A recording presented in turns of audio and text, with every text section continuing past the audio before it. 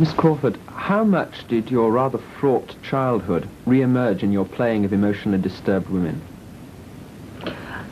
Well, I think I still use certain qualities of it and certain phases of it. It's very helpful to me. Do you find, for instance, that some of the hardship that you went through as a child strikes chords, brings memories to you when you're actually formulating a characterization, a part? What makes you think there aren't hardships when you're grown up? When a new institution like the Academy Awards is established, its early decisions usually do not follow a clear pattern. It takes time and experience for both the organization and its members to discover their identity and define the message they want to convey. But examining the first years of the Best Actress category still reveals what kinds of aims and priorities the Academy had at its beginning.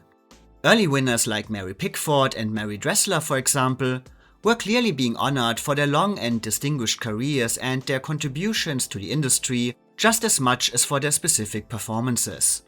Yet alongside these tributes to established stars, the Academy also right away pursued a different goal: celebrating rising talent and undeniable future stars.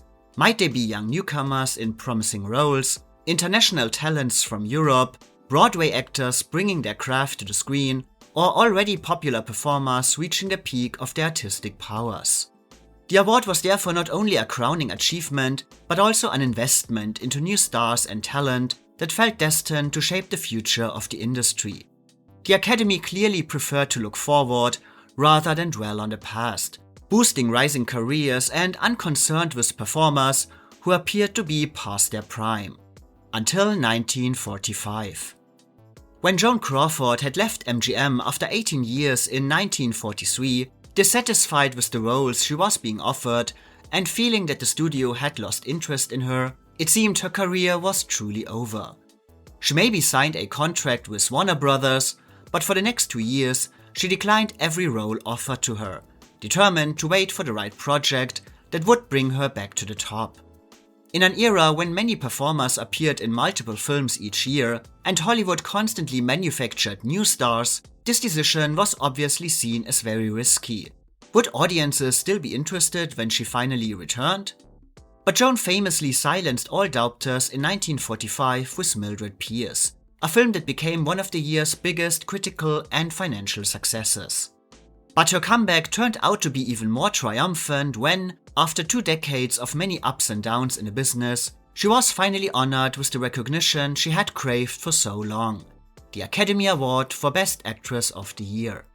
If Mildred Pierce had confirmed that Joan had returned, the Oscar confirmed that she had returned stronger than ever before. The actress, who had been almost forgotten for 2 years, had become the Queen of Hollywood, as journalists lined up for interviews and producers who had previously refused her calls were suddenly sending her scripts again.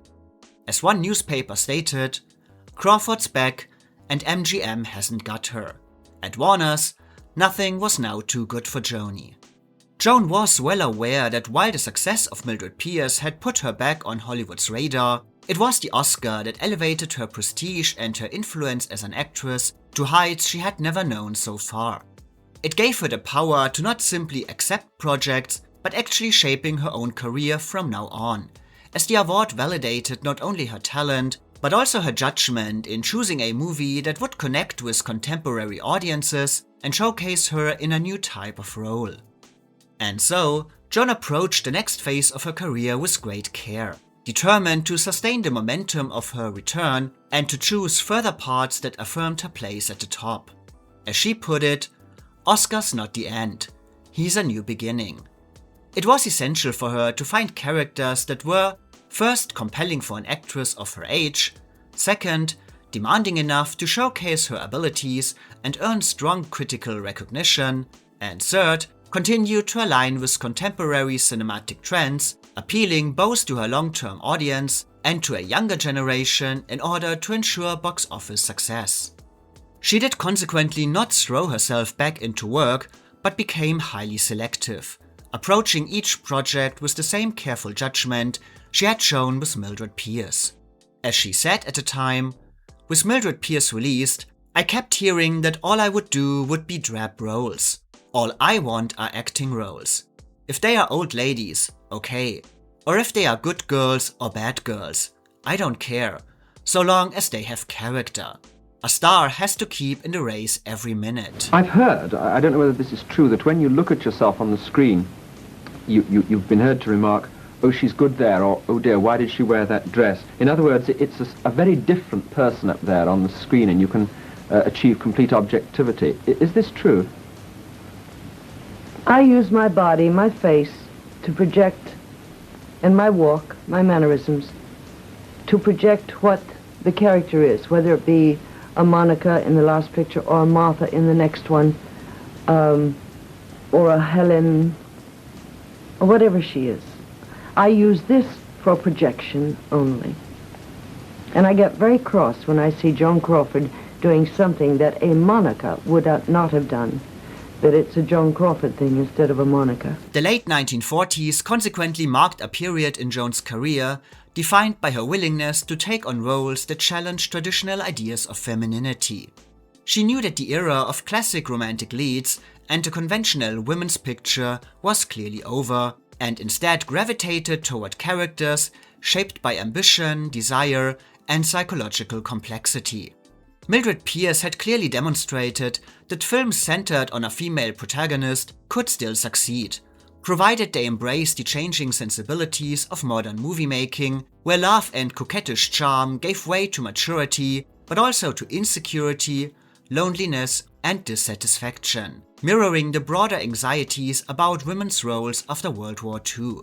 And Joan also recognized that the emerging cinematic trends of film noir that had already been used in Mildred Pierce, such as shadowy visuals, tense atmosphere, and use of flashbacks, provided the perfect surrounding for these kind of portrayals. How I emerged, I don't know, except that I grew and grew and grew, and I try to grow in each experience I have. For her follow-up to Mildred Pierce, she therefore picked a project that fitted perfectly into the tonality of her comeback narrative. In her biography, Joan recalls how Jerry Wald, the producer of Mildred Pierce, had told her about his upcoming project called Humoresque, a remake of a 1920 silent movie about a doomed affair between a violinist and his patroness Helen White, a woman Jerry Wald described as a possessive, wealthy, self-destructive, selfish, and alcoholic socialite. However, since the role was very brief and of secondary importance to the male lead, Wald did initially not think of Joan Crawford for his project at all. She, however, immediately felt that the part had the potential to be an intriguing character study, and was just the kind of challenge that could be the next step in her new career path, describing Helen as uncompromisingly dramatic. Sensing that Joan's current popularity could give the film a significant boost, Jerry Wald eventually agreed to cast her, substantially expanding the role and securing her top billing. And Joan's instincts once again proved correct. Humoresque may not have matched Mildred Pierce as a critical triumph, but it was a strong commercial success and brought her another round of exceptional praise. Reviews noted that she drew every possible nuance from the role, calling her splendid, commanding, and more glamorous than ever before. And I mean, just look at her. But beyond this specific praise for Joan's work in Humoresque itself, this success confirmed even more, that Mildred Pierce had not been a fluke. Joan's return was no accident. She had re-established herself as a major star, and her new role had demonstrated a depth and maturity in her acting that few had fully acknowledged before, securing her place among Hollywood's finest performers. You've played everything, I think, from psychopaths to murderesses. Have you ever found yourself being a little frightened by your own intensity? No, I harness that intensity, and I hold it until it's ready to go for the camera. But for Joan, always ambitious to continue climbing upwards as a performer, this high acclaim also meant that she had to be even more careful about what would come next, determined not to squander her renewed prestige, but to find a project that would take her standing in Hollywood even further.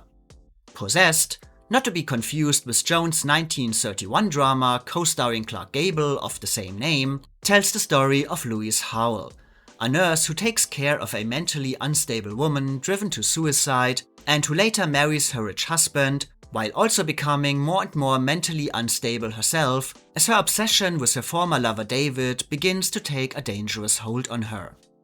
It is very easy to see why Joan was driven to this project.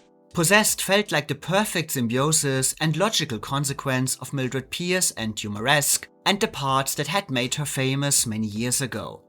Once again, she portrays a working woman ascending into a more privileged world, but without any trace of a Cinderella fantasy, as the film embraces an intensely dramatic narrative, blending noir elements with the kind of female-centered melodrama and psychological complexity she had recently explored. But instead of merely repeating the formulas of her recent successes, Joan wanted to intensify them, embracing a darker tone and replacing the emotional vulnerability of her previous roles with outright insanity. It was a theme that strongly resonated with post-war audiences, as the years following World War II saw a growing interest in the ideas of Sigmund Freud, and American cinema became increasingly preoccupied with mental instability and characters struggling to maintain their grip on reality, such as The Snake Pit, A Double Life, The Dark Mirror, Spellbound, Strange Illusion, and Nightmare Alley. I've never had to go to a psychologist or a psychiatrist because I feel if you have 1 ounce of good sense and one good friend, you'll never have to go to a psychiatrist. Like Humoresque and Mildred Pierce, Possessed was originally not conceived as a project for Joan. Warner's had bought the right to the material in 1943, initially for Ida Lupino, but Joan's renewed standing meant that once she expressed interest in a role, it effectively became hers. And she did make it very clear to Warner that she wanted it. Not only because it fit into the modern cinematic landscape, but also because she quite simply considered it the most challenging part of her career. Later saying, "Don't let anyone tell you it's easy to play a mad woman, particularly a psychotic. I used to think that you just pulled out all the stops and acted either manic or depressive, and that was it. But it's the wrong interpretation of psychosis. You have to be able to convey that you are crazy, but you can't be continuously crazy at the same pitch. And you can't be so crazy you'd be locked up, or the audience gets bored or irritated and wants to run out of the theater, and often does. The balance of unbalance is necessary." Recognizing that the role required more than instinct and experience alone, Joan conducted extensive research before filming began. An approach that may feel routine today, but was still comparatively rare at the time. The role of Louise was violent and fearful, and required medical accuracy. So I pulled a few strings here and there, so I could actually observe what went on in psycho wards up in Santa Barbara, and at hospitals in Santa Monica, and at UCLA. I talked to psychiatrists. One was even kind enough to read the script and tell me how accurately it depicted a psychotic woman, and how he thought I should handle the difficult scenes. I think it came off well. Could you, earlier on in your life, catch yourself doing what you were just saying, going home in the evening and still being the part that you played during the day? We don't know that when we're doing it. We have no idea we're doing that. It's kind of a thing that I'm sure happens to, well, I would like to say, I can't speak for Katharine Hepburn, Audrey Hepburn, Garbo, and all those people, but I think we take on the good facets of these things and kind of put them on like a new dress. And we don't know that, but we find we're using them. But despite this extensive research, the part still remained extremely difficult for Joan, who tried to stay in character as much as possible during the shooting, later stating that while an actress like Bette Davis could maybe slip in and out of character at any moment, she herself was not able to do that, later summarizing the experience with, "It was a heavy, heavy picture, not very pleasant, and I was emotionally and physically exhausted when we finished shooting. I don't think I'd have the strength to attempt anything like it again." No scenes come easily. You have to probe into the character and dig and find facets, avenues for hatred, avenues for love. But they must all belong to that one character, and as you know, in that picture, it was a difficult character. But Joan's characterization in Possessed was not only the result of her research and preparation, but it was actually also influenced by her personal life. Following her Oscar win, she had divorced her husband Philip Terry, later explaining that she had grown bored with their marriage and feeling she had entered a new, more vibrant phase in her life that did not include him. Soon after, she became involved with Greg Bautzer, a high-profile attorney known for representing figures such as Howard Hughes, but also a charismatic companion to Hollywood's female stars. Joan was drawn to his looks, his ease on the dance floor, and perhaps most importantly, the fact that he was not an actor, yet still knew how to move in her world, and they became one of Hollywood's most visible society couples. However, their relationship was certainly not easy. Bautzer matched Joan's ambition and temperament at every step, and the two had many quarrels, loud arguments and big fights, with physical abuse from both sides. Joan saying, "I hate him and I love him." But while the affair was obviously very difficult and exhausting for Joan, it actually also helped her in shaping her role in Possessed, as her personal experiences influenced her choices for a portrayal of a woman denied the love and respect she feels entitled to and ultimately driven to emotional extremes. I think an actress brings part of her personality of every character she plays and brings the parts she likes of those characters into her own being. And then she becomes that being. Then she has to rediscover and find herself, me, Joan. But despite the intense demands of her role, as well as the personal pressures dominating her life at the time, Joan ultimately remembered the shoot itself as a surprisingly positive experience, largely thanks to director Curtis Bernhardt and the support of her co-stars, all of whom spoke very highly of her professionalism and talent. Bernhardt, who had recently worked with Bette Davis on A Stolen Life, remarked, "Compared with Bette Davis, Joan Crawford was as easy to work with as can be." Raymond Massey was similarly impressed, admitting, "I never realized until I did that picture with Joan what a naturally gifted actress she was. I had seen and admired a number of her earlier films, but I felt her personality, rather than any real talent, carried her. Possessed changed my mind. She was the best technician I ever met, could match close-ups and long shots flawlessly." Van Heflin echoed the sentiment even more bluntly. "I knew Joan had perfected the art of projecting her personality, but I never took her that seriously as an actress until I found myself up against her in that. She outplayed me, Raymond, everybody in the cast." It was a view echoed by critics upon Possessed's release in July 1947, when Joan received some of the strongest notices of her career. Many observed that she had once again evolved as a performer, with The Hollywood Reporter calling it the greatest performance of her brilliant career. And other reviews were equally enthusiastic, praising her as excellent, outstanding, and the finest emotional actress on screen today. Some critics also right away suggested that another Academy Award might be in Joan's future, Time noting that she was performing with the passion and intelligence of an actress who is not content with just one Oscar. While Variety wrote that Crawford cops all acting honors in this production with a virtuoso performance as a frustrated woman ridden into madness. Joan herself added, "Even the critics who disliked me called me Hollywood's great sufferer, Academy style." Which of your films, you've done some 80-odd films, which 3 or 4 would you say that you have liked, that you liked the best? Naturally, Mildred Pierce, because I was lucky enough to win the award, but the first Possessed was with Gable. I adored that film. And the second Possessed at Warner Brothers was done with Ray Massey and Van Heflin. I think that's one of my best performances.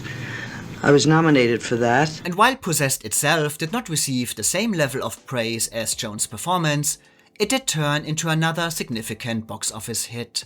As mentioned before, its themes of mental illness were highly appealing to contemporary audiences, but beyond this, the direction of Curtis Bernhardt, who had begun his career in Germany before fleeing the Nazi regime in 1933, brought what was seen as a distinctly European sensibility to the production, marked by stylized lighting and expressive camera angles that pushed against the boundaries of mainstream studio filmmaking.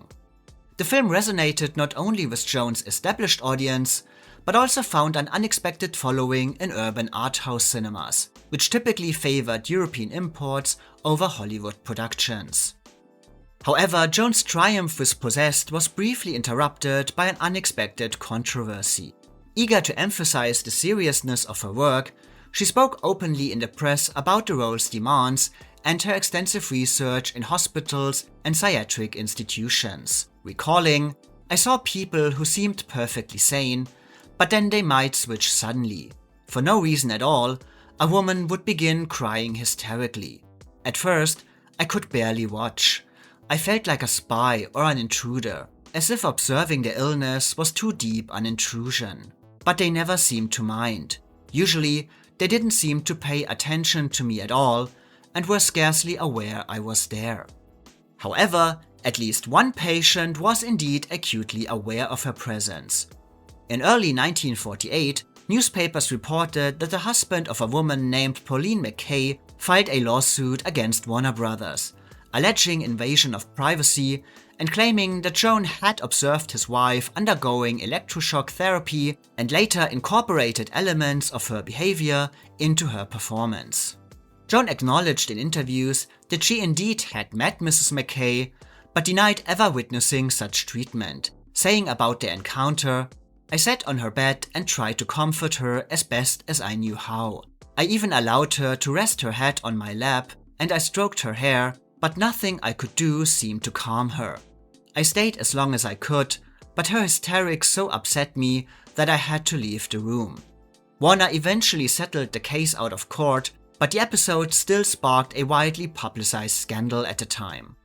But in the end, this negative publicity did not affect the opinion of Academy voters, and Possessed brought Joan the second Best Actress nomination of her career in a year that, despite the lightheartedness of Loretta Young's winning performance, showed an unprecedented openness to darker, less conventionally sympathetic female roles, setting a trend for more psychologically complex portrayals of women in the years to come. And do I agree with this nomination and the general praise for Joan's work in Possessed? Well, overall, I'm happy to say that yes, I do. I mean, I have to be honest right away that I do not think that this is a flawless performance. It does certainly suffer from a tendency to occasionally go too big, to overstate emotions, and get lost in a rather theatrical acting style that feels so easily connected to this period of movie making. Joan Crawford was never an actress to hold back, and while that fearlessness often produced unforgettable moments of brilliance, it can occasionally feel overwhelming. What's wrong with me, Doctor?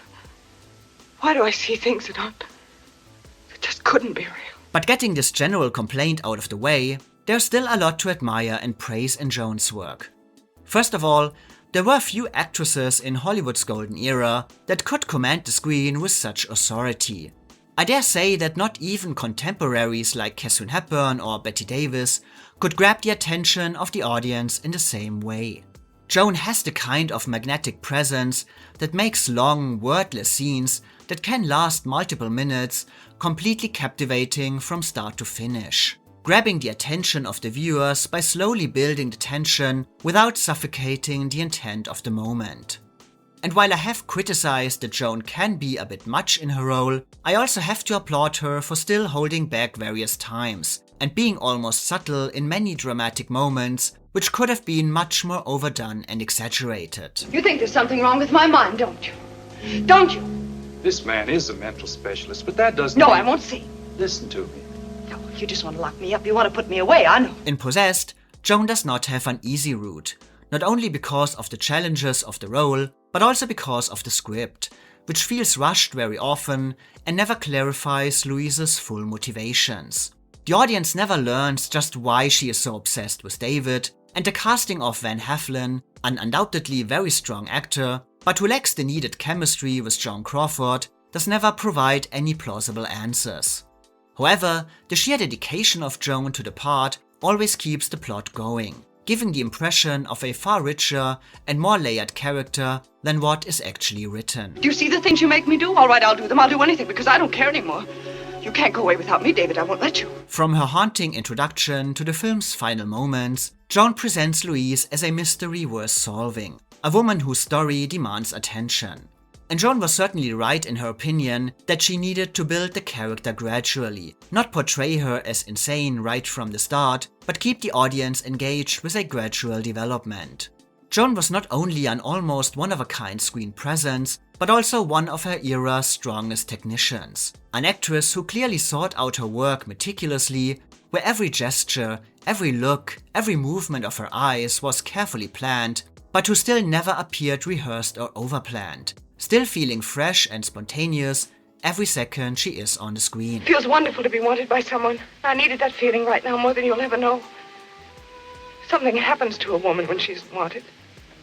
Something dreadful. Possessed was both for Joan Crawford, a challenging character study and a star vehicle, and she succeeded in both parts, offering the necessary screen presence to make the story engaging, but also the needed seriousness and dedication to make it believable in the provided context. I don't know if Possessed ranks among Joan's most remembered work compared to some of her cherished classics, but it is certainly one of her most interesting characters that showcased all her gifts as a performer and provided the ideal vessel for her distinct talent, balancing intensity, vulnerability, and technical precision in a way few performers of her time could match.